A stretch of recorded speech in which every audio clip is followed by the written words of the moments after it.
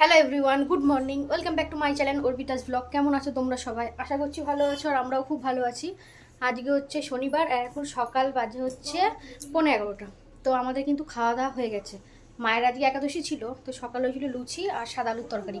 খাওয়া দাওয়া হয়ে গেছে, তো সেটা তোমাদের দেখাতে পারলাম না। তো কি রান্না বান্না হয়েছে না হয়েছে চলো তোমাদেরকে দেখাই।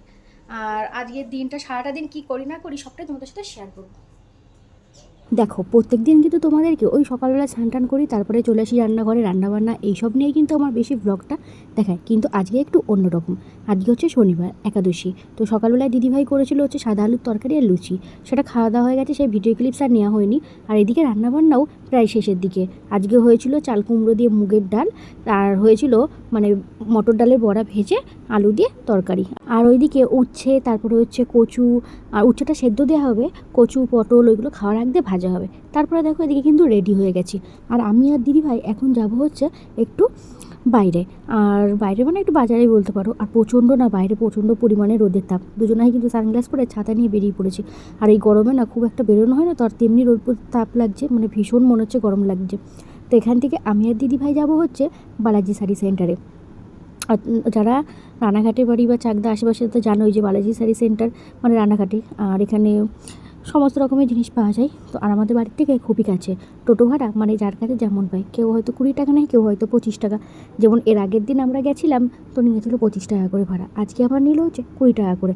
তো আমি আর দিদিভাই উঠে পড়েছি। আর এই যে দেখো চলে এসেছি বালাজি শাড়ি সেন্টারে। আর এখানে এসেই না ফার্স্টেই মানে রাধাকৃষ্ণ যখন ওই মূর্তিটা দেখি না, দেখলে মন প্রাণ পুরো জুড়িয়ে যায়। মানে 12টার আগেই তুমি যদি আসো তাহলে ঠাকুর দর্শন করতে পারবে। আর 12টার পরে এলে তখন কিন্তু পর্দা দিয়ে ঢাকা থাকে। আর এখানে দেখো কত সুন্দর জবা ফুল দিয়ে সাজানো, আর বেশ অনেক ফুল। তো চলো এখন ভেতরে যাওয়া যাক। তো তো এখানে দিদিভাই দেখছিল নাইটি, আর যেটা জিনিস নেওয়ার ছিল সেটা কিন্তু নেওয়া হয়ে গেছে।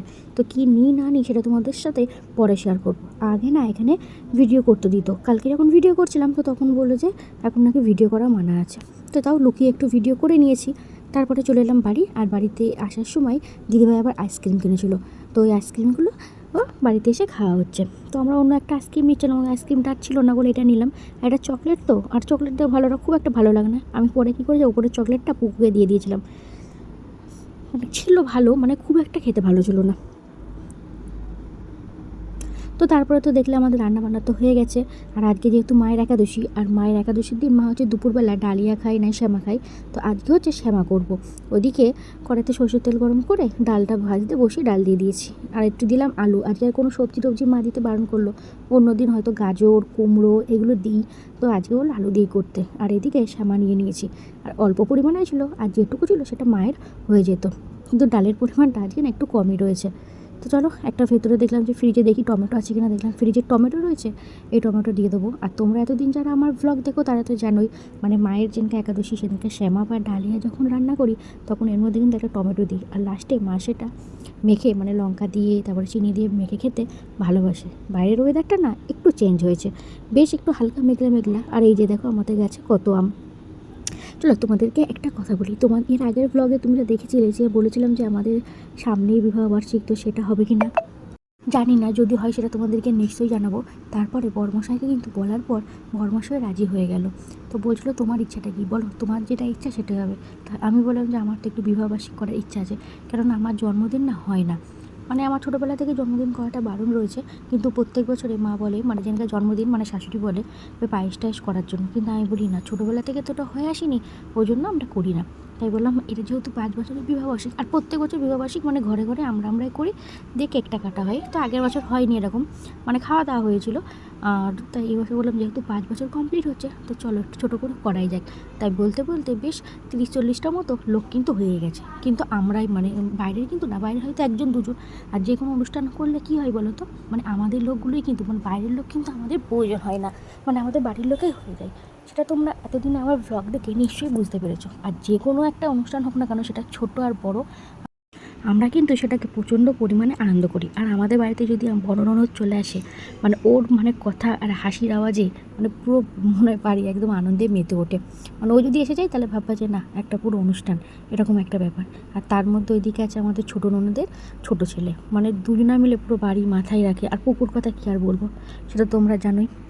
তো তো দেখো দুপুরবেলা খাওয়া দাওয়ার পরে মানে শুয়েছিল, আমরা আর কেউ শুইনি, মানে বসে গল্প টল্প করছিলাম কী হবে, রান্না বান্না না হবে এই সমস্ত মেনু টেনু ঠিক করা হচ্ছিলো, তারপরে কথাবার্তা হচ্ছিলো। তারপরে আমি আর তোমাদের দাদাভাই বেরিয়ে পড়েছি, গেছিলাম হচ্ছে একটা রান্নার মাসি ঠিক করবো, মানে যেই মাসি হচ্ছে আমাদের বাড়িতে পুজোতে রান্না করে, তাই মানে বেশি লোকজন হয়ে যাচ্ছে, তো ওই জন্য ভাবলাম একটা রান্নার মাসি বলা হোক, কেননা দিদিভাই রান্না বান্না করতে পারে, লোকগুলো অনেকটাই বেড়ে গেছে, আর গরমটা কেমন পড়ছে তোমরা ভালোই বুঝতে পারতো। তো ওইদিকে রান্না বান্না করলে সন্ধ্যাবেলায় কিন্তু আনন্দটা করা যাবে না। আর আমরা কিন্তু বিবাহবার্ষিকটা এবার মানে অনুষ্ঠানটা করবো হচ্ছে সন্ধ্যাবেলাতেই, কেন এতটা গরম পড়ে গেছে, তাই ভাবলাম সন্ধ্যাবেলাটাই করা হোক, নাহলে দুপুরবেলায় করতাম।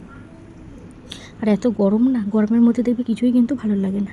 তো তারপরে আমি আর তোমাদের দাদাভাই ওখান থেকে যাচ্ছিলাম হচ্ছে একটু সামনেই মানে চায়ের দোকানে, তো দেখলাম যে না, কপালটা আজকে খারাপ, চায়ের দোকানটা বন্ধই ছিল। আর দেখো এখন রাস্তাটা দেখতে কত সুন্দর লাগছে, আর এরকম তো বিকালবেলায় বেরোনো হয় না, মানে অনেক দিন বাদে বেরোনো হলো, দুপাশে গাছ আর মাঝখান দিয়ে এরকম রাস্তা, আর পুরো সবুজে সবুজ, বেশ একটু ভালোই লাগছিলো।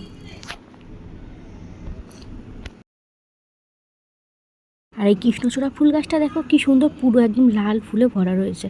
তো বাড়ির কাছাকাছি আস্তে আস্তেই দাঁড়িয়ে পড়েছিলাম হচ্ছে, এটা আমাদের বাজারে দত্তবাজার, তো এইখানে হচ্ছে চায়ের দোকানটায় চা খেলাম, চাটা খেলাম কিন্তু খুব একটা ভালো ছিল না, চাটা ছিল পুরো একদম এলাচ দিয়ে ভরপুর, কোনো টেস্ট পাইনি, মানে বলতে গেলে সে এলাচেরই গন্ধ। কিন্তু চলো একটু বিকালবেলায় তো চা খাওয়াই যেতে পারে। আর তাছাড়া খেয়ে দিয়ে বেরিয়েছিলাম 4:30টার মতো বাজে, ওই জন্য আর কিছু খাইনি। আসার সময় নিয়ে চলে এসেছিলাম ফল, কেননা কালকেই আবার হচ্ছে রবিবার, এটা যেহেতু শনিবারের ব্লগ, তো রবিবারে হচ্ছে প্রত্যেকবার আমাদের রবিবারে ফল দিয়ে ঠাকুরকে পুজো দিয়ে আসা হয়। আর নিয়েছিলাম হচ্ছে মিষ্টি। আর এইদিকে বাড়ি এসে দেখছি যে আজকে সবাই তাড়াতাড়ি উঠে পড়েছে, মানে বিকালে শুয়েছিল তো তাড়াতাড়ি সব মানে শুয়ে পড়তে উঠে পড়েছে। তো পুকু আবার পড়তে যাবে, পুকুকে ওদিকে দিদিভাই ম্যাগি করে দিয়েছে, তো ম্যাগি খাচ্ছে। আর তারপরে দেখো আমি দিদিভাই আর পুকু 3জন মিলে কিন্তু রেডি হয়েছি, রেডি হয়ে বেরিয়ে পড়েছি, যাবো একটু নেমন্তন্ন করতে, মানে তোমাদের দাদাভাইয়ের যে বন্ধু রয়েছে, তো ওই দাদাদের যাবো একটু নেমন্তন্ন করতে বাড়ি থেকে একটুখানি। তাই পুকুর আবার 6:30টায় পড়া, তাই বললাম দিদিভাইকে চলো আগে গিয়ে নেমন্তন্নটা করে চলে আসে। তো এই যে বাড়ির থেকে একটুখানি 5 মিনিটের হাঁটা পথ, আর এই রাস্তাগুলো কিন্তু আমাদের বাড়ির সামনে পুরো নতুন হয়েছে। তো ওখান থেকে তো দাদা, হ্যালো গাইস, তো কালকের ব্লগটা আর কন্টিনিউ করা হয়নি, তাই ভাবলাম যে ব্লগটা তো শেষ করতে হবে।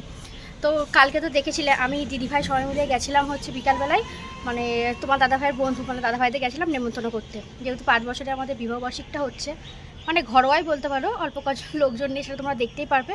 তো সেই জন্য আমরা নেমন্তন্ন করতে গেছিলাম। তো নেমন্তন্ন করে আসার পর যখন বাড়ি এলাম দেখলাম যে তোমাদের দাদাভাই আবার এনেছিলো সিঙ্গারা, এনেছিলো ট্যাপা কচুরি এনেছিলো। তো সেগুলো সব খাওয়া দাওয়া হলো। খাওয়া দাওয়ার পরে মা দিদিভাই না বেশ খানিকক্ষণ বাড়ি ছিল না, কেননা আমাদের বিবাহবার্ষিক তোমাদের বললাম, তো মা গেছিলো হচ্ছে শাড়ি কেনার জন্য।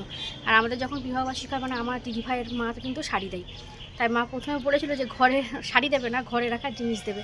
এবার আমাদের ঘরটা কী বলো তো, মোটামুটি 3খানা আলমারিতে ভর্তি, ঘরে কোনো একটা জিনিস মানে ইচ্ছা থাকলেও কিন্তু করার উপায় নেই। তাই মাকে বললাম কিছু দিতে হবে না, তুমি আশীর্বাদ করো তাহলেই হবে। তারপরে মা দিদিভাই আবার গেছিলো মানে শাড়ি নেওয়ার জন্য। তো আমি বেশ সন্ধ্যাবেলা বাড়িতেই ছিলাম, দিয়ে মায়ের একাদশী ছিল বলে রান্নাবান্না করলাম। সকালে যেহেতু লুচি আলুর তরকারি করে খাওয়া হয়ে গেছিলো, শেষ হয়ে গেছিলো, তা সন্ধ্যাবেলা কটা রুটি করলাম, আলুর তরকারি করলাম, আমাদের জন্য কিছু ভেজেছিলাম যেহেতু পান্তা ভাত ছিল। তো চলো ব্লগটা আমি এখানেই শেষ করছি। ব্লগটা কেমন লাগলো তোমাদের অবশ্যই কমেন্ট করে জানিও, ভালো লাগলে লাইক কমেন্ট ও শেয়ার করতে কিন্তু ভুলবে না।